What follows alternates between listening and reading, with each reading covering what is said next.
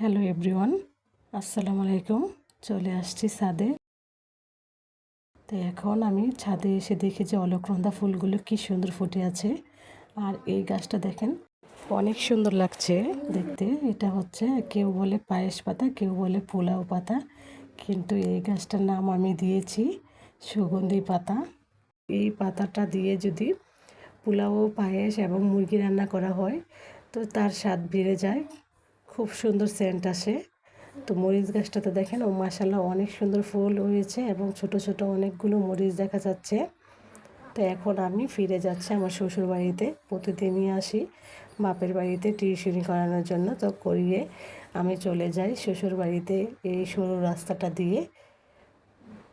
সেই রাস্তাটাই আপনাদের সাথে অল্প একটু শেয়ার করলাম।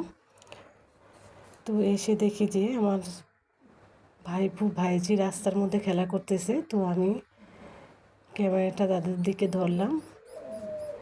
তো দেখেন পিছন থেকে কে একজন ধাক্কা দিচ্ছে আর এই গাড়িটা চলতেছে, গাড়িটা নষ্ট।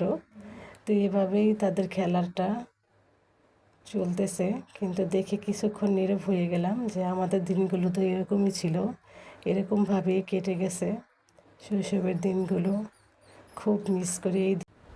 তো বাসায় ফিরে তালা খুলে দেখলাম কবুতরগুলো উপরে চলে গেছে আলমারির উপরে। তো আমার ছেলে মোমো খাবে, মোমো তৈরি করে আমরা কাজ শুরু করলাম। তো আমার ছেলে নিজের হাতে দেখেন কি সুন্দর করে মোমোগুলো তৈরি করতেছে।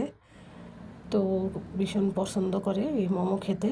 আমার খুব বিরক্ত লাগে বানাতে, কারণ স্টিমার নেই, অনেক কষ্ট করে বানাতে হয় আর মোমো বানানো অনেক ঝামেলা।